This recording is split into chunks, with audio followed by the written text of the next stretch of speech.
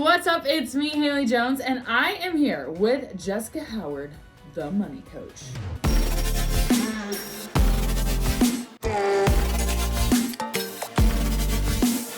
Prepare yourself. I'm super excited selfishly because I need the money coach. Yeah. She works specifically with small business owners, which we're going to get into that. But before we do that, it's time for rapid fire. Chocolate or vanilla? Oh, chocolate. Like chocolate sauce, chocolate cake, like tell me more. Chocolate pie. Oh, chocolate pie. Yeah, that's been like a kick lately. Really? Chocolate pies, yeah. Do you make it? No, I buy them. Like you can get like half pies. It's bad. So Where do you get a half chocolate you pie? get them at Fresh Market. Really? Kroger.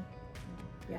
God, I love chocolate. Chocolate ice cream. Ooh, yes. Yeah. Some people are like, people that say vanilla are like, vanilla goes with everything, and then someone else was like, well, chocolate goes with everything, which I agree with. Yeah. Okay, cats or dogs? Oh, ooh. Or no animals at all? Yeah, I Or- don't have animals, Yeah. but I'm allergic to cats. But Are you? They are snuggly. Yeah, they are know, snuggly. But yeah. I feel like they're snuggly or like they hate you. Yeah. And I'm afraid to chance it. You Yeah. know what I mean? I'm like, I don't know if I can commit to this. Okay, wait, where are you from? So I'm originally from Macon, Georgia. Oh, okay. Yeah. Macon, Georgia. Yeah. I spent some time in Atlanta. Okay. I have a master's from Emory, and I taught Oh, yeah. outside of Atlanta, so I know Georgia a little bit. Yeah. Wait, where is that? Yeah, so it's about an hour south of Atlanta, and usually people that know Macon, they're like, oh, I drove through there when I was going to Florida. Yeah, That's okay. how people know Yeah, Macon. okay, that makes sense. So Do you miss it? I miss my family, but Yeah. no, not. I don't think I'd ever move back Yeah. there. Yeah. I feel like it is more humid there. Oh than my gosh, the here. humidity! I always told my parents like after June, I really don't like I'll to see go you in home as December. much. Yeah, yeah. I'm like, you guys should come Yeah, up here. it's You guys should come bad. up. Yeah, people think it's bad here, and this to me is like comparative to Georgia, and then if you go further south in Atlanta, oh hell no. Yeah. So, are you a Georgia Bulldog fan? Okay, so yes, like I kind of agree. This interview is over. Yes, no, well, no. So yes, that was like my family, like grew up Georgia Yeah. Bulldogs, all of that. But I got my master's at UT. Okay. And yeah. also went to undergrad, and so I've Right. told my family like I've given way more money to Tennessee, so now I am a UT fan. Oh, that's So, funny. Oh yeah. my god. Okay. Well, that's fair. That's Yeah. fair. Okay, reading books or watching TV? Oh, reading books. Like fiction, nonfiction. Like, what are you reading? I like a mix. I love like when I just not learning, but like Yeah. just like a mystery. I love a Okay. good mystery, who did Yeah. it, suspense. But I love listening to podcasts and audiobooks. Right. But Yeah. just any kind of topic, anything that I'm learning Yeah. about something new. But I feel like that just the more I can learn, it just kind of broadens my mind. Yeah, to for sure. differences and other people Right. and how we communicate and work Right. together. Is there a podcast that you recommend? Because I'm podcast hunting. I just keep skipping around. I'm like, somebody tell me something good. Yeah, let's see. I do when I feel like I need a little inspiration. I do like Mel Robbins. Yeah, Like oh, sometimes she's I feel good. like she Yeah. just like I really like stuff that's a lot of just self-reflection. Yeah. And just so I really enjoy things like that. Or Yeah. just things that help us help. I came from corporate, which was just so busy and like all the time, and now Right. it's like where I'm trying to have this like slower pace of life. I Right. feel like it just helps me be able to like show myself more grace. Oh, that's And nice. Just, Yeah. like, Right. hey, you're doing a good job. Like it's Love okay. that. So Yeah, I like Mel Robbins too because I'm in this loop on my Amazon like playlist, and it's all like motivational speakers, and so it's like, you know, Eric Thomas and like all the and like Ed Milet and all these like wow guys, and I'm like, where's the women up in here? Like, where is the motivational women soundtrack? Yeah. So, and I feel like Mel Robbins like is that category. So Mhm. I'm getting choked up over it. Mountains or beach? Oh man, I love the beach. I love the mountains too. Yeah. That's a hard one. Yeah. See, so my parents, they're in Georgia. Yeah. And I'm here, and then I have one sister, and she's in Navarre Beach, Florida. Okay. Which is like in the Panhandle, like Pensacola, Destin. Okay. So absolutely Yeah. beautiful. Beautiful. So my parents are like, we have a daughter in the mountains and a daughter at the beach. Like my parents kind of yeah. get the best of both, you know. But I love being here. I Yeah. love that it's not flat. Yes. I love just going for a drive on Right. like back roads Yes. and just listening to music. Like there's Mhm. so much there's just so much beauty here. Yeah, I agree. But I sure love going to the beach, but I don't really like to swim in the ocean. I'm really scared of like things like getting me. But I Oh, love I to know. walk with my feet in the water, or Yes. just lay on the beach. I love the love sound. The sun. Yeah. Yes. I love the Yes. sound of the ocean. Yeah. Okay, since you are a money coach, what is one of the biggest myths about money you would like to debunk? Or just kind of any myth. Biggest is, I feel like, a lot of pressure. So what comes to mind? When people say, like, I'm just not good with numbers or good with math. As a former math teacher, I agree with that. In a different capacity. Yes, a little bit. But yeah. I agree with that. Yeah. Okay, so let's take a hard right turn. Because you are a money coach, let's talk about business. So how did you get here? Like, what's your background? Tell us, like, from corporate, you briefly mentioned, to what you're doing now. Kind of tell us how we got here. Yeah, so I worked for Accenture, which is like a global consulting firm. Yeah. So I worked Isn't that like one of the big fours? It was. Yes. Okay. Arthur Anderson. Okay. So yeah, I did that for a little over 13 years. It was amazing. I traveled a lot. I just was in the hustle. I loved it. It grew a lot, like through my career, advanced a lot. And then the last like few years, especially after COVID, I traveled a lot. So I was in person a lot and we worked in global teams. Yeah. And after COVID, when things became remote, I felt like there was just a lot more, like, it was more tense. It was already sensitive work that we were doing, that like the person on the other side of the phone is not a human or something. It was just the way, it was already kind of a tense environment with the work that I did anyway, or sensitive is probably a good word. But just some of that went away, and I slowly just started losing the joy in what I was doing. In 23, there were some shifts in the organization. It kind of led me down some other paths, and I had a choice. I could kind of keep doing what I was doing and try to find that joy again, or I could leave and then figure something out. And that's what I did. So I left corporate a week before I turned 40.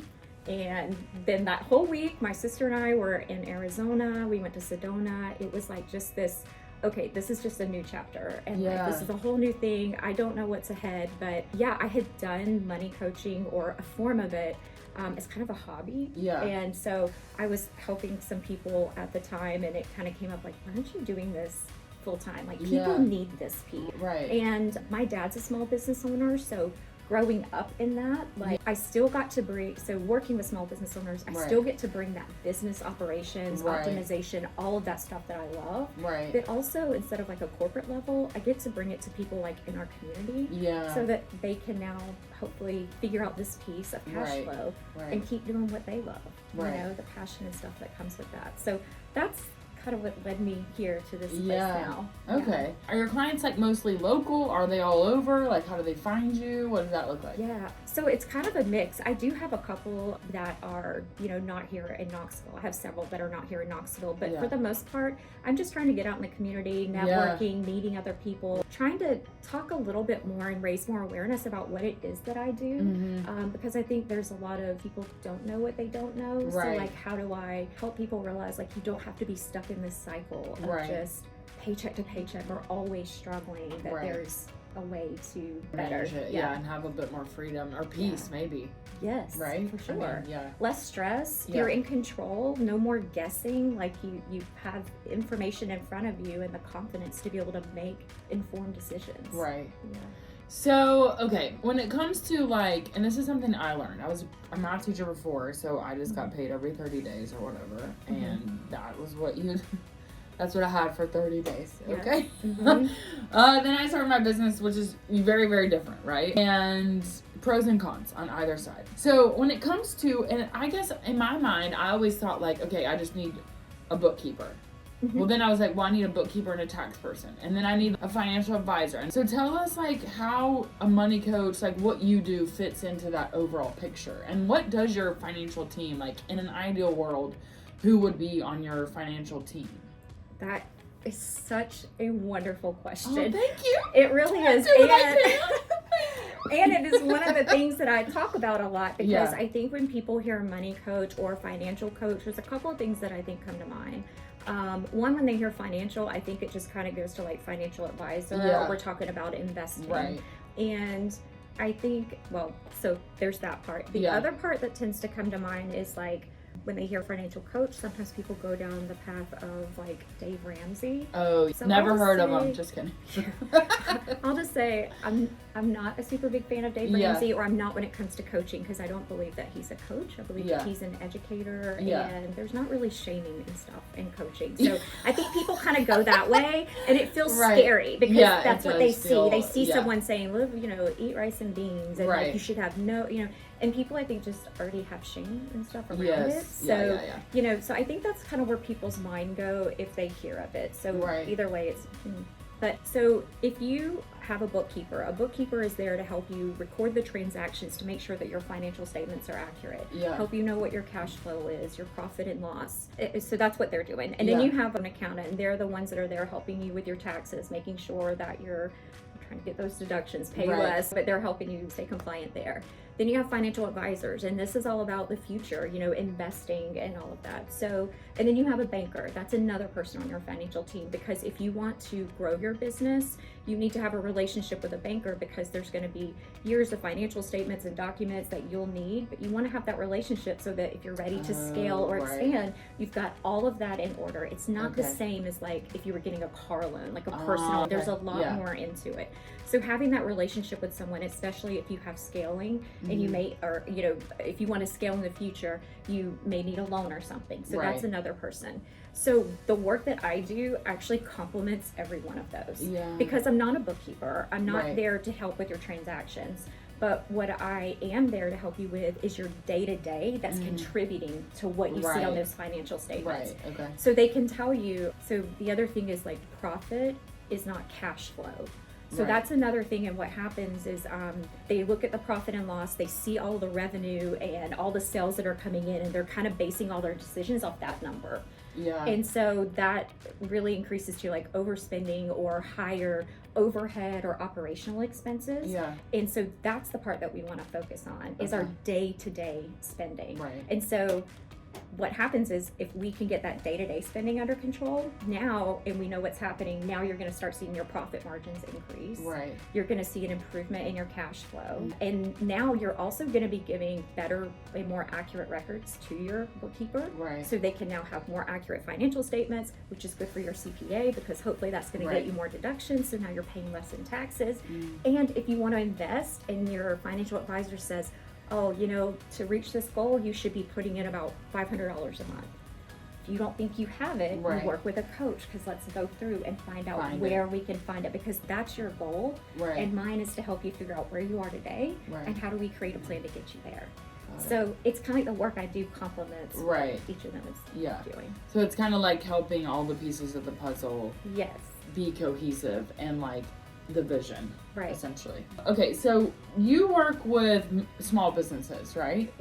So for somebody that, I guess what I want to like talk about is 0 to 1 year versus I feel like 0 to 1, you're like, oh, in 5 years, I don't know, but at what time, because there's all this like, information about, when you need a separate bank account, when you need this and when you need that. So if you're a brand new business, like, what should your focus in an ideal world be about, like your money perspective, or how you're managing the money side of it? Well, first you should always keep personal and business separate. This goes back to that part about even if you don't have a bookkeeper, you're still giving your accountant those records, and the more accurate and giving them the receipts, again, that's more deductions or whatever it is they can do to help with your taxes. So even if you're not an LLC, like you just still want to get a separate account where all of your business activity flows through. So separate debit card, you want to set up anything that's business related type expenses to be flowing through that account. So that would definitely set that up at the beginning. One that also helps you see how your business is actually doing. And if you're doing multiple things, by keeping it separate, you can really start to drill in more and actually see what revenue streams or product services are the most profitable. So really keeping that separate is what's helping you make those records to make those decisions based off those. The other thing is you also want to be able to figure out how much the business is making so that you know how you can pay yourself. So for example, a lot of business owners, even if or folks that I work with, even if they have a business account, they don't always understand what expenses are business or not, or it's just I just move money from my business account to my personal when I need to cover these bills. Yeah. And so what we want to do is like not treat the business like an ATM, but actually understand what it is that you need in your personal life so that we can establish an owner's paycheck. Again, even if you're not an LLC and you don't have payroll, we still want to put that in place because that practice is going to help you again manage what you need to live on, and also stop taking money, again, from the business. But the other piece that we really want to set up is planning for taxes. This is a big thing that gets a lot of folks that are self-employed or small business. If you're not familiar with taxes or like how it works, you're maybe not planning and putting that money aside, and then when tax season comes, that can really be something that stressful. It can get folks in trouble. So so those I would say, like, when you start, just those are the things that you should really think about. Now it's harder when you're a startup if you're not profitable at first, so it's really going to be based on that 0 to 1 2 years. But once they kind of hit that spot where like, hey, I've been doing all the hustling and things are working, and now it's becoming consistent, that's the spot. That's like that sweet spot where I like to work with clients, because now they're actually starting to make money, and they're like, okay, now what do I do with this money? And that's where we can start being very strategic with what it is that they're trying to achieve. Okay. So when it comes to, now this is going to sound really dumb, when you need a separate account, business versus personal, let's say everything's going through a personal account that you already had established, would you recommend now you open an account that's business, yet all of your pay is coming into one? Or would you recommend like starting just a separate like personal account and then you start siphoning into that? Like, does that make sense? Like, which one's better to do? Like, if your business has already started and you're just using one account? I guess it doesn't theoretically matter. I'm just thinking I think the only thing would be like the type of account you're opening. Like, if you're a business and you want to open a business account, but if you're just opening another personal account, you're just separating how those transactions are flowing in. And sometimes, depending on how much activity you're having, you could have an account that's just a deposit account. And so all your deposits just go in there, and then you can allocate from that account what your personal needs are and then what your business needs are. Got it. So there's a couple of different, but see, that's the thing that I love about what I do is it's not a one size fits all. It's every person. Like, I've worked with couples where the way that they manage their day-to-day money, they each do it completely separate. Because what works for him didn't work for her, and vice versa. But they're both able to manage it on their own. Yet when they come together, they're both on the same page. That makes so sense. It's not, and that's why I think a lot of people just get scared of the word budget and all of this, because they've tried so many things, but nothing's worked. I kind of think of it as like, if you had a recipe, like say you had a gluten allergy, and there's gluten in this recipe, you wouldn't just throw it out. You could look at it and say, how can I modify this to fit my needs? And I think people struggle with how to modify, and so they just feel like, I just can't do this. It's not for me. So people that feel like it's not for me, or I'm just so overwhelmed that I don't even know the thought of this, I just shut down. Like, what is step one? I think, here's the thing, ignoring it will not make it go away and will not make it any better. So I would just ask yourself, if you make no changes today, where do you think you'll be in 6 months or a year? So change is hard. It's hard. Talking about money is hard. It's people feel like it's taboo. We don't talk about it. And a lot of the ways that we manage money are based on, not because we were taught, we've seen and what we've experienced. And we have these habits and behaviors and beliefs that are just in us that we probably don't even know we have. So that's really where the coaching comes in. We want to get into the root of those things, because if someone comes to me and wants to get out of debt, we can put a plan together to get you out of debt, but what we really want to find out is what led to that debt in the first place, because we want to break that cycle. We want to break that pattern. So what behaviors and habits are not serving us that we can break, and how do we create new ones that help us? Like, I want to help people transform their relationship with money. I want this to stick with you forever. I want you to be able to have that and be like, I can do this. I can do this, And the very beginning, the thing about math and numbers, most of what we do with money, it's not about how much we make. It's all about our behaviors and decisions and habits and our choices. And once we can get clarity, those things can be more informed decisions and choices to help us make progress versus stuck in that cycle. What are some like common themes that you see like reoccurring with your your client? Not planning for taxes. Most of them do have a separate bank account, but they just aren't really sure. Cash flow is huge. They're like, I see all this money coming in, but I don't know why my bank account is always so low. Cash flow is huge. They don't understand the timing of cash coming in their accounts and when cash needs to go out of their accounts. And that's huge. So as an example, if you gave someone 60 days to pay you, well, you still have things due in 2 weeks, then. 30 days. If you're not timing that out right, you now could be out of cash. And that's how we hear about companies that go out of business, because profit doesn't equal cash flow. I was just saying, like, common themes like that you see. So taxes, planning for taxes, and like cash flow management. And a lot of it, I always say, like, using your business account like an ATM. Because you're just moving money when you need it, which means you're probably overspending. Because then it's like, well, what are you living off of? You're living off just, I ran out, put some more. And like, if you worked for someone and you got paid, like when you were a teacher, you got paid every 30 days. If you ran out before your next paycheck, you wouldn't go back and be like, excuse me, I spent all my money. I would think you'd be digging in your Honda Civic chair looking for $1 for your gas. Not that I'm speaking from personal experience. So like, I really want to help them start thinking about their business like from an owner, as an owner, you know, these decisions that you're making. So that's the other thing is like, they apply a lot of what they do in their personal to their business, and you just can't think of it the same way. So whenever, I guess I'm just thinking like, when someone's thinking, well, I just want to do what I want to do. I don't want to be, that's me. I fit in that camp with, I want to, like, if I want to do this farming, or I want to like hire this or that, blah, blah, blah, you know, scared money doesn't make money, blah, blah, blah, like that whole thing. What do you say? What's your advice to kind of that mentality? Because my thing is like, well, I want to do what I want to do. But I also know that like there's negative to that. You know what I mean?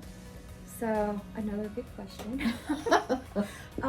First thing is like, I'll never tell someone what to do with their money. That's not my job. And if I tell you what to do and it doesn't work for you, you're probably going to stop. It's not going to be sustainable. You know? So what it is to help me figure out, what is it that you say you want to do? What is it that you want to do? What is it that you want? And like, what are your actions? Are their actions matching your words? Maybe accountability too. Absolutely. So like the thing is, you could still do what you want to do with your money. But when it comes down to, I guess, we're like, probably what you're talking about is that restriction. Like telling me I can't do something. The way I like to look at it is, it's not a restriction. You're now getting to make a choice. So I think of here's like a little one, like say we're going to go on a road trip and we're going to go to Charleston. We have a map, we know the road, we know how long it's going to take, and we know exactly what time we're going to get there. On the way, we see the sign and there's like this big flea market that looks super fun to just go and won't go through all the things. And now you have a choice. You can say, well, no, we have to get there by this time. And so we don't have time to make that, so we're going to stay on the path so that we get there at the time we said. Or you can say, if we stop at that flea market, I can maybe give myself an hour or two. That will put us at our goal destination an hour or two later. Am I okay with? There's a difference in restricting, being able to have the information in front of you and make a decision. So if you know your destination is there, do you have a dinner you have to get to? If so, you might not be able to make that because that's your goal. That's what I'm talking about. Like, that's that people do what they want. You're still doing what you want. You're just now having to make a decision now that's saying, how does it impact where I'm going? The overall goal. Or getting to the outcome. Yeah, that makes sense. And then also, I was thinking, well, how does it work? Like when people call you, what happens? The first thing I do is have a Q&A call, because typically people are going to have questions. And a lot of times I hear, I'm probably the worst person you've ever talked to when it comes to my money. And I can, reassure them they're not. But it's just kind of understanding what it is that they're experiencing with their money. And also I want to make sure that coaching, one, is the right next step for them. Two, that I'm the right coach for them. I have a great network of coaches. So like if I wasn't, there's someone that specialized in something that could help them, I would always be able to make those referrals. But once they're, if this is the next step for them, the first thing I do is, it's a cash flow reset session. And that's what the first thing I do with all of my clients, whether we're just doing personal or this is for business as well. And this is really where we want to unpack everything and really know, like, where is cash going. And typically when this starts, people are already doing the work before we even meet, because they're having to start looking. Yeah. So when they think I spend $500 on groceries and they start totaling and they're really spending $1,200, that's a huge thing for people to like have to process. Right. We can't make progress and start seeing what we need to work on until we know that piece. Right. So being able to unpack it all, see where their money is going, and then what I do is create like a 30, 60, 90-day plan. Until I was in like project management and corporate. So, but I like to because we can't make all the changes at once, and they don't need to all be changed at once. Right. So from that session, I put together a plan that helps them with like what to focus on for the first 30 days, and then to 60 and to 90. Right. And then I offer a coaching program so they can take that plan and do whatever they want with it. That can be their guide, and some people that's what they needed. Right. But for most, I would say coaching is a good option, because that is where I'm actually going to help them implement that plan. Okay. So when they hit that point where they're like, this is frustrating, oh no, this expense came up that I wasn't expecting, it doesn't throw them off track. Right. They've got somewhere that's like, okay, let's brainstorm, let's work through this, let's figure out a plan. So, having that a coach, you're working with an expert, you're going to get where you want to get faster, no more guesswork, we're going to be able to talk through it. You've got that accountability partner there with you, and just the support. So that's through the coaching program that I have. Yeah. So in that program, the cash flow reset, is that what it's called? Yeah. That's like the first thing. All of that, she has that outlined on her website, I think, really well for people that they can go check out. Okay, anything that I haven't asked you that you're like, we got to talk about this? I think, some words that I say a lot is like, a lot of people are very reactive with money. Yeah. What we're doing is just moving to a place from being reactive to being proactive. Right. We want to reduce stress. We want to reduce the guesswork. We want to maybe stop fights and arguments with money with our partner, or there's a lot of things. Money is emotional. Yes. And whether people want to admit it or not, if your impulse buys, you feel bad, so I'm gonna go buy myself something to make me feel better, or I just buy these things because I can, and you don't really have a reason behind it, there's something there. So money is emotional, so we really just want to tap into what those triggers are and those behaviors, and see how we can make those changes that help us again make progress. Yeah, for sure. Do you feel like most of your people, like, they have money shame or just money fear, or like what's the overriding like emotion, do you think? Yeah, so it's actually a mix. I would say some people, they're like, I just can't figure this out. You're now like I've got a bookkeeper, I've got an accountant, I've done all of these things, but something is still not clicking. Right. It's because I'm helping with day-to-day decisions. Right. So I feel like a lot of people, they're just trying to find what is it, that missing piece when it comes to the money side. Yeah. I've been trying a lot on my own, and maybe they have, different debts or different things that they're having to pay out that feel very personal. Yeah. So sometimes there will be like shame and guilt that comes with that, but it's no judgment. I'm not here to judge you. I am here to help you achieve the goal that you tell me you're trying to get. So that's all I care about. I don't care about what's happened in the past. We're here to focus on like where you are now and where you want to be. Awesome. Cool. Focus on where you are now and where you want to get to. Thank you so much. How can people find you if they want to work with you? Where should they go? What should they do? Yeah, so I'm on social media, Money Coach Jessica. I'm also on... Which, by the way, is such a smart freaking name, because so many people try to be like, just something, whatever, and it's like, Money Coach Jessica. This is what I do. That's the website. And, like, it's kind of like, what I do and my name. What I do and my name. I remember I just was like, didn't know what I was going to call the business or something. I was like thinking about it last year, and someone goes, well, everything's Money Coach Jessica. Why is that not your business name? It's what you do, and it's your name. And I was like, okay, so there it is. When I saw your website, I was like, this lady is smart. Yeah. Well, thank you. Well, because I think we spend so much time trying to name something or whatever, and people don't know what the hell we're talking about. So if you just say Money Coach Jessica, oh, I know what you do and I know what your name is. Yeah. So anyways. Well, good. I'm glad it's working. It's working. Okay, so Money Coach Jessica, like, across social? Yeah, even my website is moneycoachjessica.com, and I am Jessica Howard. I'm on LinkedIn, and also Money Coach Jessica there. So it's really good that there's not other Money Coach Jessicas, because it really is great. It comes up across everything. That is awesome. Cool. Well, thank you so much. Thank you. I've got some offline questions for you. But anyways, this is amazing, and I think you are doing, like, awesome work. And if you are a small business owner and you are, like, super overwhelmed, call Jessica, because she can help you. She wants to. I do. Awesome. Thank you so much. Yes, thank you. Bye.